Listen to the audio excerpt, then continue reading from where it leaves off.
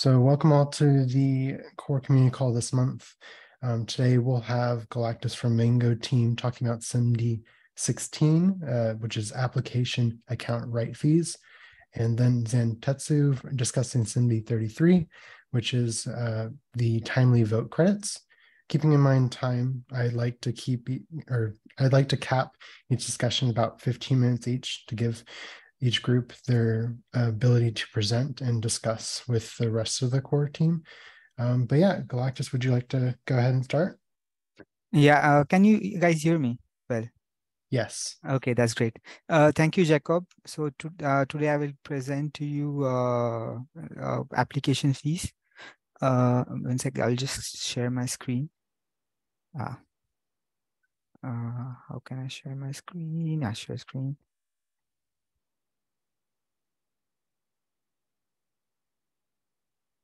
Yeah.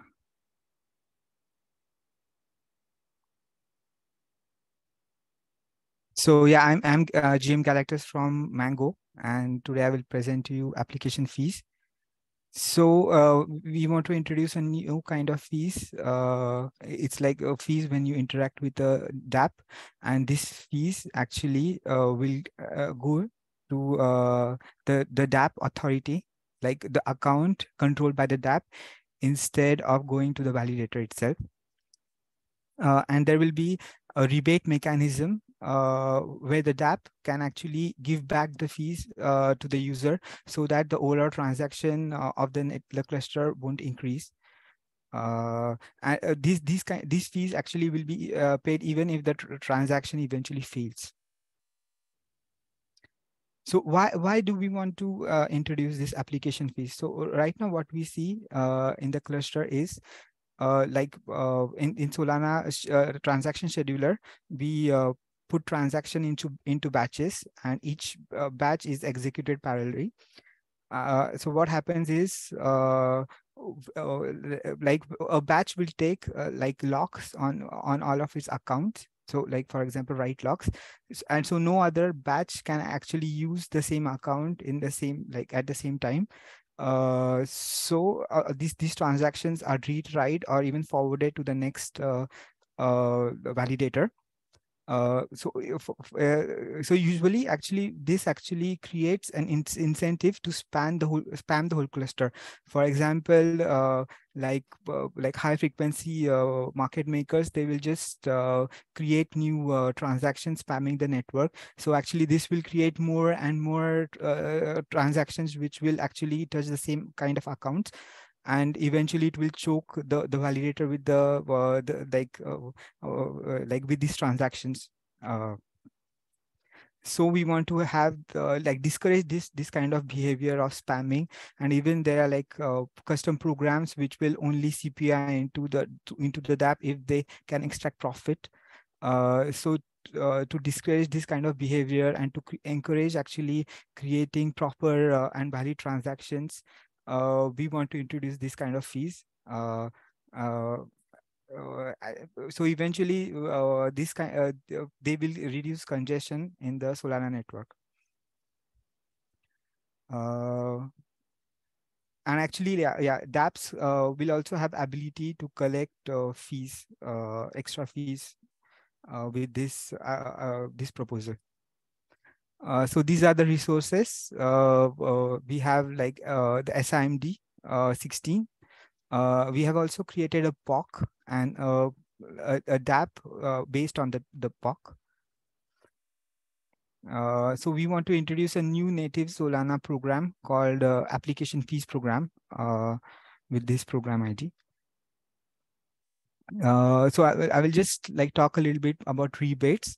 So the owner of the application fee, like the owner of the account, can issue a rebate by CPI into like CPIing into like a special instruction. Like they can issue a partial or full rebate to the fees, and the rebate will be transferred back to the payer in the same at the end of the transaction. But actually, if the authority issues a rebate, but eventually if the transaction fails, then there will be no rebates. So we have actually we have multiple ways to implement this feature. The first thing was storing the application fees on the ledger. This is the implementation done in the POC, but recently actually there were some complications for calculating fees because we have to load all the accounts and everything. So we have decided to use go to more setting application fee by instruction. So I will just explain you more about this. So so we have three instructions principally. One is pay application fee, in which payer agrees to pay application fee for a DApp for a certain account.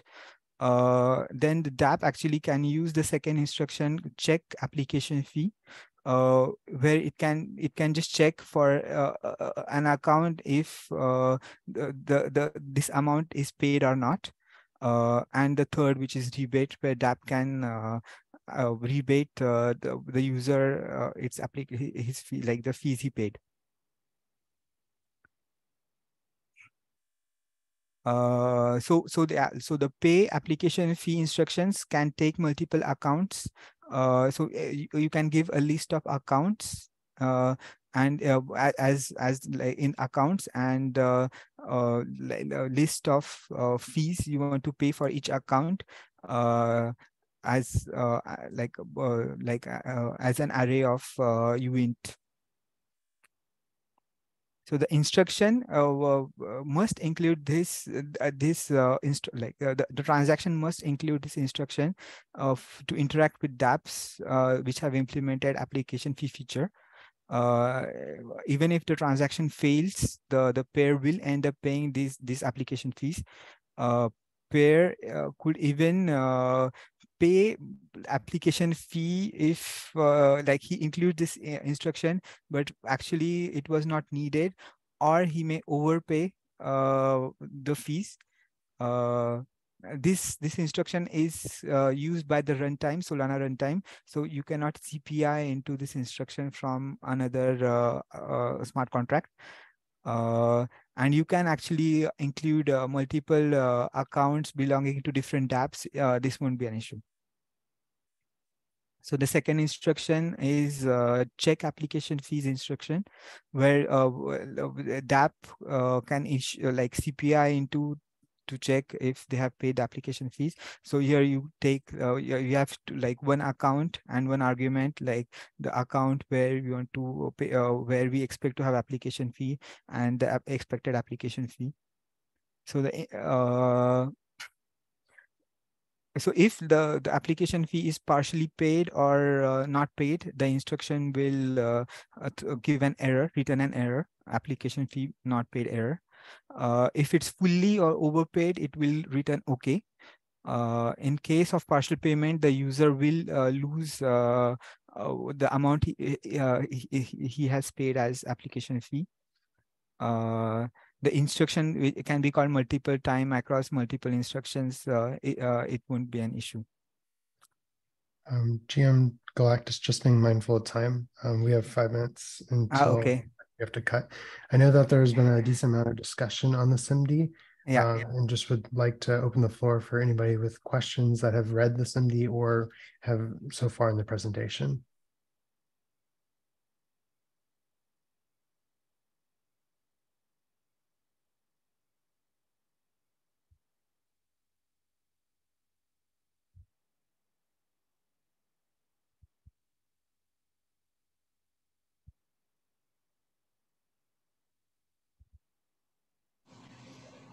Hey, this is Philip from FireDancer. Yeah, I still wanted to ask you about this. Yeah. Who exactly can call the rebate? Yeah. So actually, I understood your question. It was more in case of PDAs who really calls the rebate, right? That was your question initially. No, so if it's a PDA, yeah. Well, I guess I don't know. I have two different interpretations of what you've been saying. One is if it's a PDA, then the program that can sign for the PDA can call rebate. Yeah, exactly. But and other times you've talked about the owner of the account being able to call the rebate. Yeah. Sure, those are two different things. And if it's an account which is larger than a PDA, then yeah, anyways, I just have two different understandings and I feel like I don't have full clarity on which one you mean. Okay, so actually, like if you check the metadata of an account, like account metadata, you always have an owner associated to each account. So usually when it's a key pair, like a normal key pair, it's the same owner even for the PDA. But with assign instruction, actually you can transfer the ownership of the account to some other key pair, like to some other entity. So in that case, they have to sign this transaction. They have to sign this instruction to initiate the rebate. So like if you have a PDA and the PDA is a token account, then the owner of the PDA is the token program. Yeah, But the one exactly. who can sign for it is your program. No. It's actually the token program, because token program has to invoke sign instruction to sign the PDA. You cannot sign on behalf of token program, the PDA. You see? Don't think that's right, but maybe I'm mistaken. I think it's the where you derive the PDA from, that program ID is the one that can invoke sign. But I'll double check on this and get back to you. Yeah. Okay. Yeah. We can discuss it more on the. Hey, this is Gary from Ellipsis. Hey guys. So based on the signing topic, I think Philip is correct. Where like when you have like invoke sign occur, it's a PDA of the calling program, not of like whatever program is like being invoked.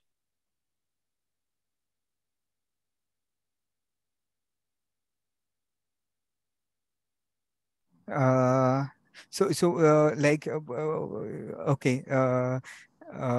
Let me think. Actually, I think it's like when you create a PDA, Yes. you have like a PDA and a bump. And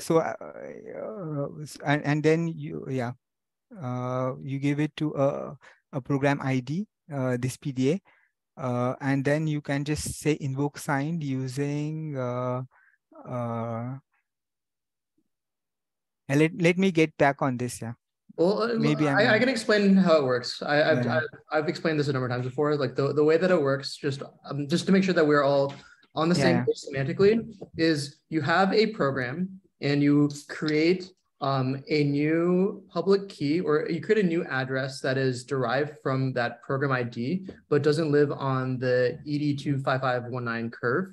And from that program, you're able to call invoke signed into a downstream program with the PDA as a signer. Okay. Yeah. So just wanted to make sure there's no confusion around like how that process works here. Yeah, but so we have the owner, right? We have the owner, which is the program which has created this PDA, right? In the end. So we have a fixed owner of the PDA. Okay, so the fixed owner of the PDA. Well, yeah. I don't. So this is okay. So when you say fixed owner, do you mean like system level owner, or do you mean like owner of like this PDA account that has a certain structure tied to it, right? Because like when we're talking about the owner of most PDAs, like if you create a PDA if you have a PDA from any arbitrary program, the owner is always going to start a system program. There's never going to be like an owner that's something else unless you explicitly allocate and assign. Yeah. Okay. Yeah, I agree with you. Yeah. Okay. The system program is the owner. Yeah. Okay. And so what are you saying when you say like fixed owner of PDA? Like I'm not quite following like what you're talking about there. Okay. I guess let me look into it more. And I think I will write more about that in the SIMD. Is it okay with you guys? Okay, sounds good. Would love to see the exact details for this. Yeah. Okay. Okay. So I think in being mindful of time, we'll move on to the next person. Thank you. Thank you very Galactus. much. Yeah. Bye. Further discussion on this SIMD, you can find the link I have posted in the chat. I'll post it again in the chat. It's SIMD 16. We can both discuss there more, as well as in Discord under core technology. Moving on to the next one, let's go to Zantetsu with SIMD 33. Hi, thanks. I'm going to share my screen, if that's okay. And can you please tell me how much time should I expect to have here? Is it another 15 minutes, or is it about more than that? Or until the calls end, so roughly okay. about 13, 14 minutes. Okay, thank you. So I will share my screen. Oh, shoot. Well, I can't share my screen because this is the first time I've used this program on my new computer, and I will have to go to some permission settings to be able to do that. So I hope I can just reference what I'm talking about, and people will be able to follow. So I made a proposal quite a while ago for this thing I call timely vote credits. The purpose that I'm speaking about this today is I really just want to make sure that anybody at Solana Labs or anyone else who's a Solana developer that is unfamiliar with the topic can have some familiarity and can ask me any questions. In addition, I was hoping that after I make my case for the idea, that I maybe can get somebody at Solana Labs to kind of be a champion of the change to help me get it pushed through the various processes that are required to get it there. I've had a pull request open, and it's kind of achieved attention sometimes, but I don't think very consistently. And I think that I don't know what the existing mechanism is for community contributions to the Solana code base, but I hope that there can be a process by which there's maybe a champion for changes that can act on their behalf from Solana Labs, because from the outside, it's kind of hard to get traction without that. Okay, so speaking about the change specifically, for a long time, we've noticed as the validator set kind of watches this, since a lot of what we do and the profit we want to try to make comes from, our vote credit achievements, that there are some validators that appear to be achieving higher vote credits essentially by delaying their votes and surveying the state of forks before casting votes. Now, of course, all validators do this to some degree, because built into the Solana code base and also built into sort of sane voting practices is the idea of waiting a little bit if you haven't seen consensus achieved on the fork that you're voting on, so that you don't get too far ahead of consensus and then get locked out for a very long time should it end up being the case you're on the wrong fork. So there's some natural amount of that occurs. But there's also, within the domain of making that choice, there's also explicitly waiting for a long time to make a vote, to try to make the most accurate vote.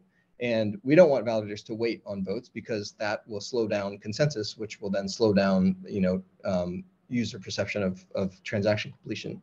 So I proposed this idea where vote credits would be calculated based upon the latency of the vote, which is how long it takes from the time that the vote is cast to when how the slot that's being voted on, how long it takes for that vote to land on the chain. And I've written that up in SIMD 33.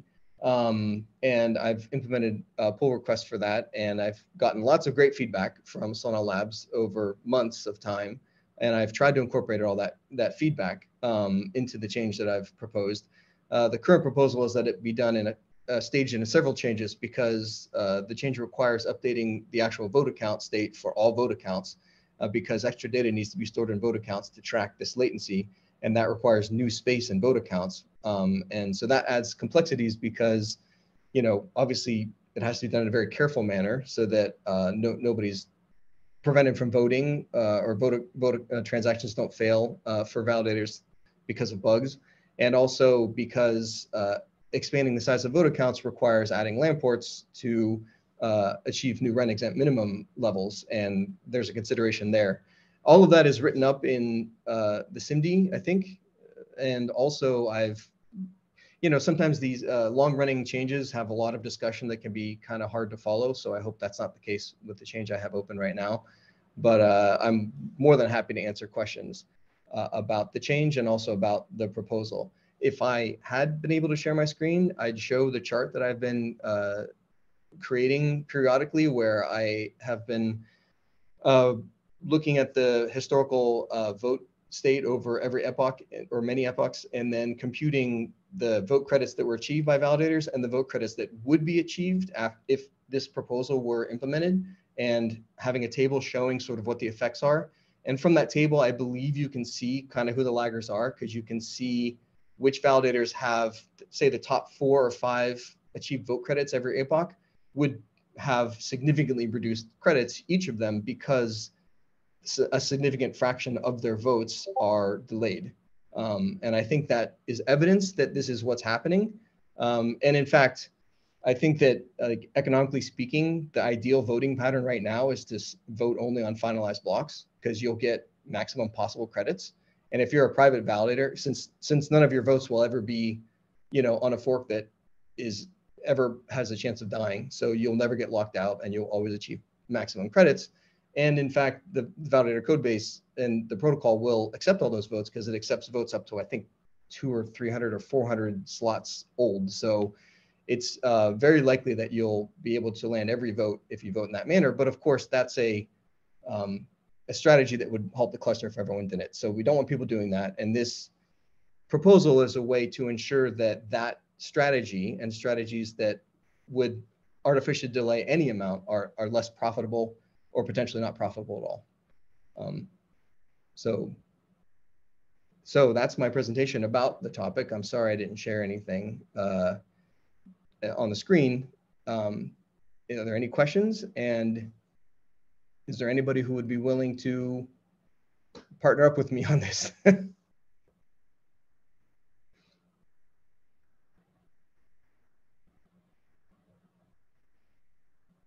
This topic has been somewhat beaten to death, I know. I've proposed it many times. I've talked about it in Discord many times, so maybe everyone's already familiar with it. And if so, great.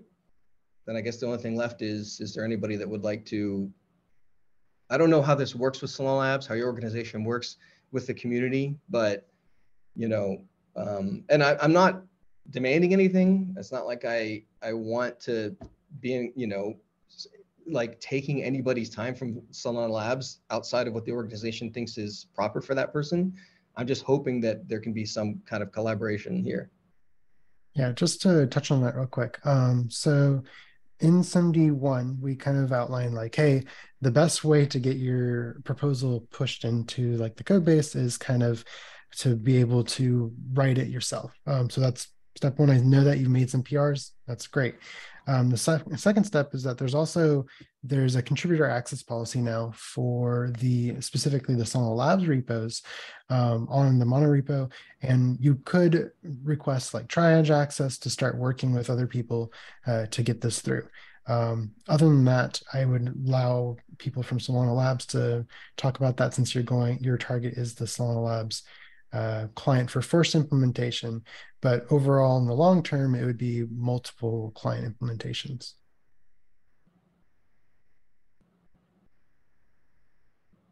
Hey, this is Ashwin from Solana Labs. Yeah, I mean, the first pull request looks like it's almost done.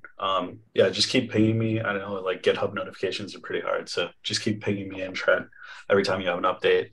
I know it takes a while because we move fast to resolve all the merge conflicts, but I think you're doing everything right to get it on track.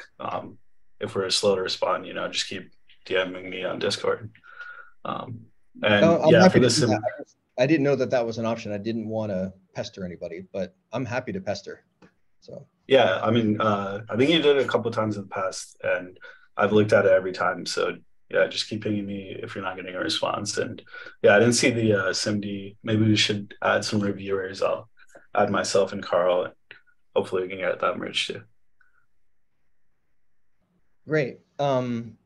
If there aren't any other obvious questions, there was a question raised by someone at Jump last time I sort of brought this up in a validator meeting. And that question, I think, was about, does this create any kind of perverse voting incentives for validators?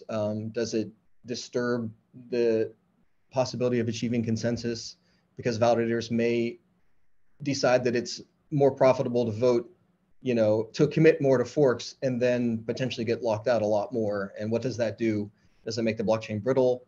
And that's an interesting discussion to have, and I'm happy to have that. I've thought about it a lot, and I don't think it does, because right now it can only make things better. Right now, like I said, the best incentive is to simply not contribute to consensus and vote on finalized blocks only.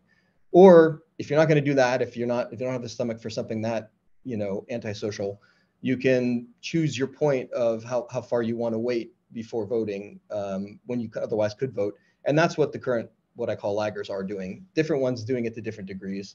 Some of them are, I think, much better at it, and as a result, they'll be much less affected by this timely vote credits proposal. But all of them will be to some degree. Just on that, hey, Richard from Finance has jumped in here. I'm not sure where that concern was specifically raised, but if anything, that was probably more like out of caution, since as far as I know, Solana's consensus protocol has not been formally analyzed, at least internally at Jump. So we're having our security auditors look at the current implementation first of all, and trying to achieve some formal proofs about how the network reaches consensus. But certainly, I think the Filencer team gave you the commitment in Discord that we will implement your proposal.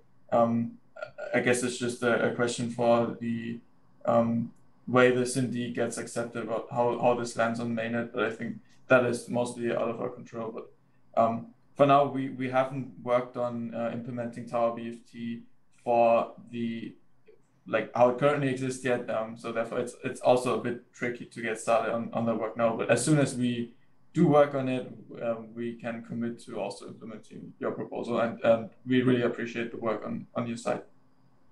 Yeah, no problem. I mean, I didn't mean to point a finger or something. It's just, it wasn't a DM after one of the meetings, and they expressed very valid concerns. I'm not even trying to say it was in some way inappropriate, but they were good concerns. And I just think that if someone wants to talk about those, I'm happy to talk about them. That's all. Because I mean, I don't, like you said, it hasn't been formally analyzed. So I think there's some math you can do to, I'm not that great at math, but there's some math you can do to say, well, given the chance of, a fork, if I make this vote, the chance that it's on the wrong fork versus the potential credit I earn by making the vote, I think there's some, self-referential function or something that decides what the benefit is of making a vote. And of course, we want that to be structured such that it's best for the cluster. And I believe that what I'm proposing is closer to that, but yes. Yeah, like you say, until formal analysis is done, I guess I can't prove that. I mean, there's also there's also the threshold check, which stops you from voting too far consecutively. So you're still within a bounds of not locking yourself out and being detrimental to the cluster. Yeah, and may I point out, and I'm sure a lot of people know this already, there are some of us validators who, are voting and adding more credits and sort of committing harder to forks and earning more vote credits as a result. Of course, with the potential also of getting longer lockouts should there be a fork, and that's the risk we take. And whether that's a better risk for the cluster overall, I mean, I guess I can't say, although thus far in the past year and a half or 2 years, it hasn't seemed to be a problem, tentatively. But at any rate, that strategy that I just described will be worse after this change. Like it will mean that, that strategy will, well, actually, I guess I'll have to think about it. I believe that it will reduce the benefit of that, because, I'm sorry, go ahead. We see this kind of change direction being implemented in other protocols, most notably ETH2. They have an exponential drop-off in rewards on late attestations. So I don't see any large reason against implementing timely vote credits either. There's a bit more nuance to the way the Solana Labs code works, which might in some cases be counterintuitive to how BFT should resolve. But either way, I do hope that we get this proposal through, maybe, I don't know the timelines. Okay, so we've reached time. Thank you all for coming today. If we have further discussion, the two SIMDs, I'll post them again in the chat. are SIMD 16 and SIMD 33. So Zan's was 33, which is the timely vote credits, and then 16 is what GM Galactus went over with the application right fees. We can continue discussion there. Also, if you want to do something more ad hoc, there's the Core Technology channel in Solana Tech Discord. But thank you everyone for coming today.